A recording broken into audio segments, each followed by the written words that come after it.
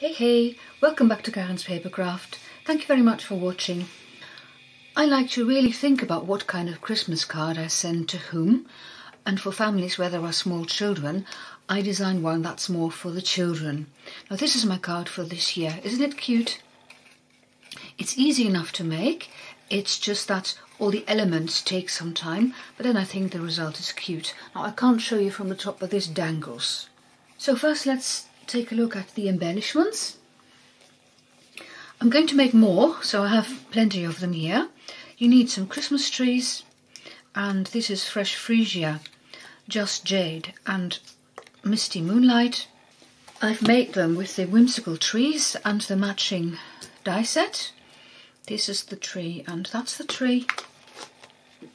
Then I'm going to need my circles, and again I have more than one. One like this and one with Father Christmas on.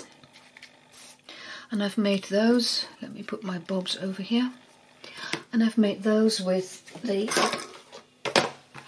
in English it's called Christmas to Remember, and the Be Jolly stamp set. These I've coloured with the blends. The ink is Just Jade, and on my blog, and the link is in the description box below, you can see all the blends colours that I've used, as well as all the measurements. Then we're going to look at the card itself, and I've made the card out of a 12 by 12 piece of cardstock, so you could make 3 out of 1 sheet. You just cut 4-inch strips. And the same thing goes for the designer series paper. You need 1 sheet of 12 by 12, and you cut pieces which are 12 by 3 7/8, so that they'll just fit onto your card. So first we're going to do some scoring. And with the long side top, you score at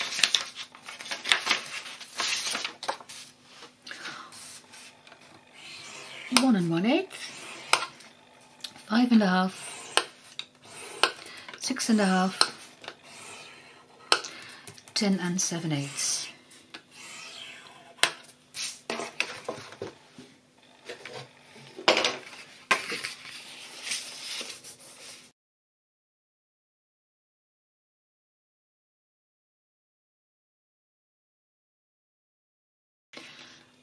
Then you'll take your designer series paper. This is 3 7/8, and with the long side top you're going to cut off a couple of strips. First one at 7/8 of an inch, and then you need 2 panels which are 4 1/4.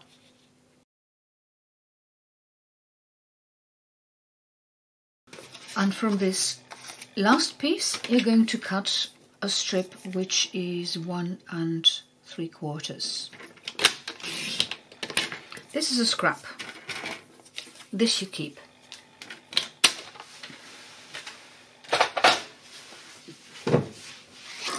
First I'm going to attach my panels to the cardstock like this.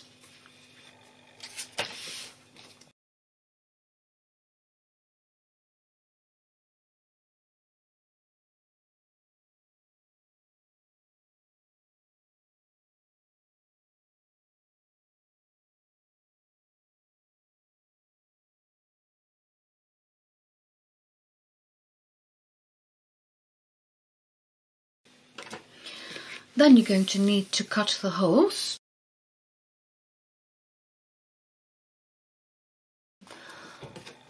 And I've made a template for that. I just took a piece of 4 by 4 cardstock, determined what was the middle by drawing in those middle lines, and then I used my die, and then I matched these markings on my die with exactly those markings, and then I cut it. This is the largest of the layering circles dies, and you can cut the hole. So just put your template on top of the card, right at the top, and then you draw a circle with a pencil.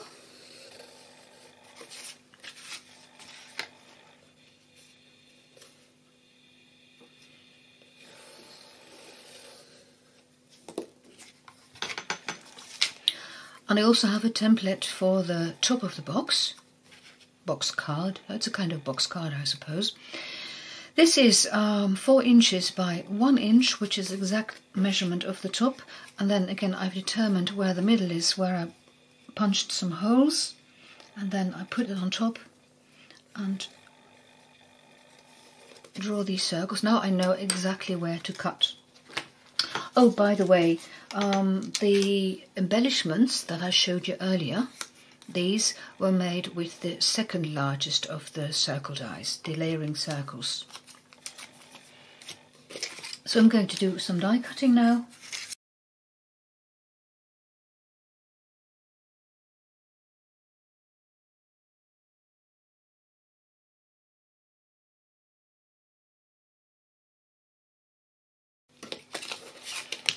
And I'm going to repeat at this end.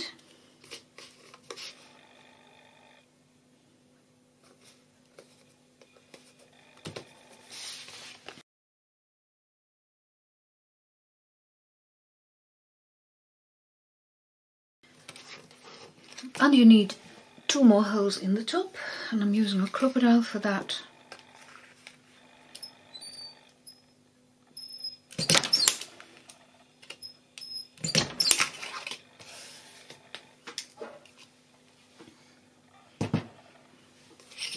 And for the card to be able to be assembled later on, I'm first going to take one end and I put some tear and tape down.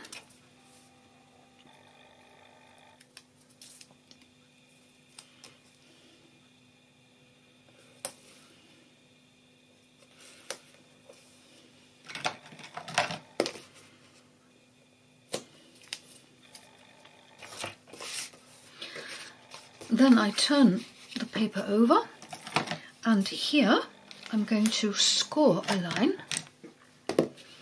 Where's my ruler? Now tear and tape is 1/4 of an inch. I'll use the middle line, that's easier for you to see. Now tear and tape is 1/4 of an inch, so I just move my cardstock just slightly over that fat line there, and then I just use my scoring tool and hold it flattish, and then I draw a line across the paper. It's very faint, but this is an indication later on how far you stick the bottom together. Now you must remember that where you put this line, that's the front of the card, so it's going to be put together like this later on. So far so good.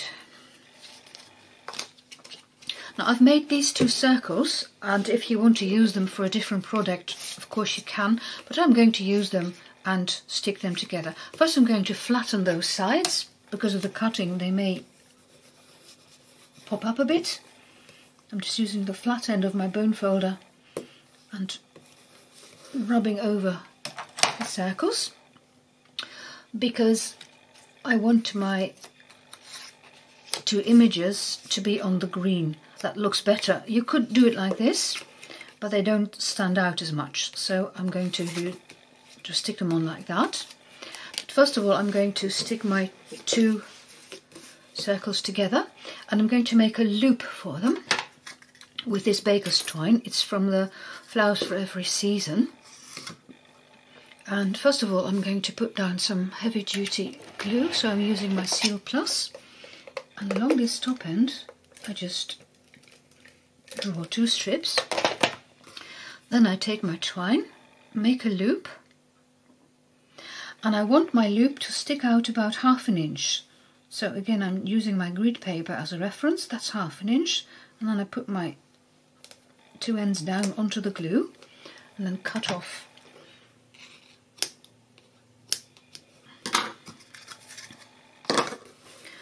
And then you can add some more Seal Plus to adhere the circles together. And here I'm going to put some more down towards the top to put onto the baker's twine. I'm lifting them both up and then using my fingers to make sure the edges meet. Push down and that will really stick. Then I'm going to stick my 2 images on.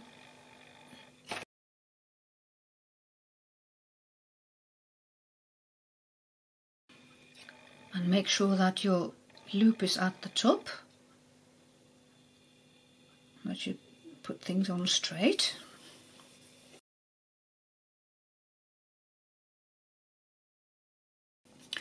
Now then, it's time to assemble the card, and it's easier to put the trees on when your card is still flat, so I'm looking for the end that has the tear and tape on, and then I'm using mini glue dots to adhere these trees, and I'm using a dimensional for that one.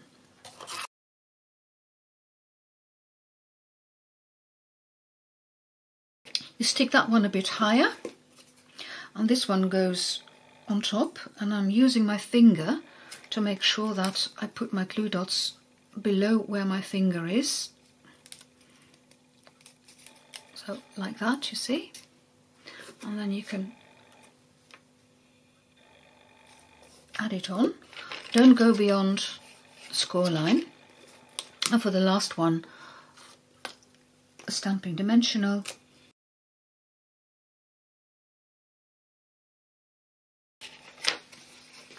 Now then, you need some more baker's twine, about 9 inches, so I'm using my grid paper to measure that.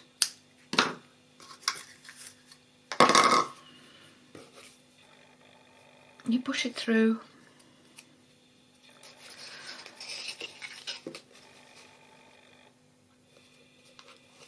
the back and the front hole, and now you just pull it up and you tie a knot, and you tie another knot,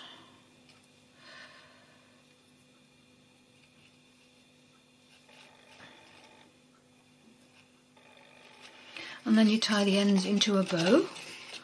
I'll try to keep it as flat as I can, otherwise the camera will be out of focus.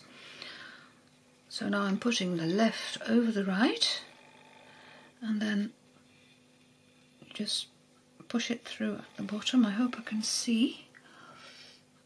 I can't see. Again.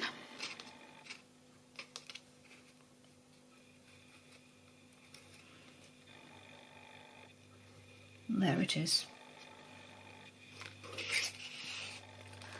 Now you can send this card in a regular envelope. So just push that end in, you see?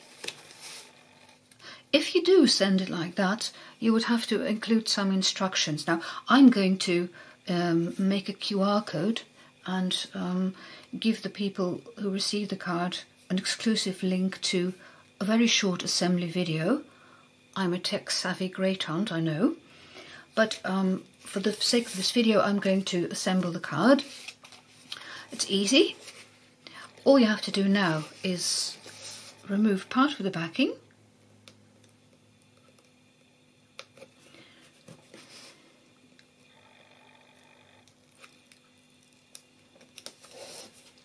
this end as well. Then you take your card and one corner you push it over as far as that scored line, and here as well you push it down to the scored line, then you press down, then you can remove the backing paper and the card will stand on its own. And then of course with this piece, if you're sending it, I would put some tear and tape on. For this video I'm just putting some Seal Plus on. Then you can slide it in. It gives the bottom extra sturdiness and it's a nice finish. Push down and you have a cute card. Well, thank you very much for watching. If you like my video, please give me a like. Oh, and don't forget to watch the 2 suggested videos there. Well, thank you very much and see you next time. Bye bye.